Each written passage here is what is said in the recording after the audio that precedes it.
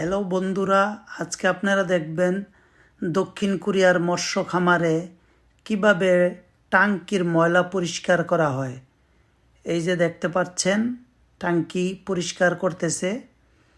ট্যাঙ্কির ভিতরে যে ময়লা থাকে সেটা ব্রাশ দিয়ে এরকম করে ঠেলে ঠেলে পরিষ্কার করা হয়, কারণ এই মাছগুলো খুবই দামি মাছ। বাংলাদেশি টাকায় 1 কেজি মাছের দাম প্রায় 2,500 থেকে 3,000 টাকা।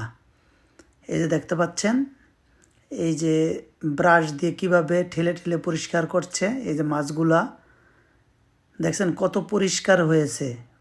একবারে পরিষ্কার পরিচ্ছন্ন রাখতে হয় এই মাছগুলোকে, না হয়তো রোগ আক্রান্ত হয়ে মাছ মারা গেলে প্রচুর ক্ষতি হয়ে যায় কোম্পানির। সেই জন্য সপ্তাহে একবার করে এরকম করে ঠেলে ঠেলে এই খামারের প্রতিটি ট্যাঙ্কি পরিষ্কার করা হয়। একদিনে সম্ভব হয় না, আমরা 3-4 দিনে লাগাতার 5 ট্যাঙ্কি বা 6 ট্যাঙ্কি করে করে শেষ করি। এই যে মাঝখানে এই জায়গা দিয়ে ময়লা পানিটি বাইরে হয়ে যায়। এই যে দেখতে পাচ্ছেন, অনেক শক্তি দিয়ে ঠেলা দিতে হয়, না হয়তো নিচের শ্যাওলা বা হালকা ময়লা থাকলে সেটা পরিষ্কার হয় না। একটু জাতি দিয়ে তারপরে ঠেলা দিলে পরিষ্কার হয়। এই মাছগুলো সাধারণত পরিষ্কার ট্যাঙ্কিতে থাকলে মাছগুলো দ্রুত বৃদ্ধি হয় এবং রোগের আক্রান্ত তেমন একটা হয় না।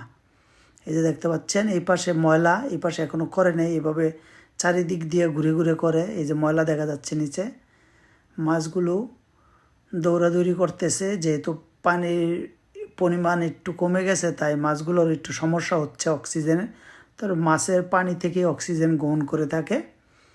আর আপনাদেরকে আজকে একটা জিনিস জানাবো, যে আপনারা জেনে অবাক হবেন, মাছের ভিতরে যে পটকা থাকে, কিন্তু এই একটি মাছই আমার জানা মতে আমরা এগুলো দেখছি কেটে, এই মাছগুলোর ভিতরে কোনো পটকা থাকে না, মানে যেটাকে মাছকে পানিতে ভাসিয়ে রাখতে সাহায্য করে।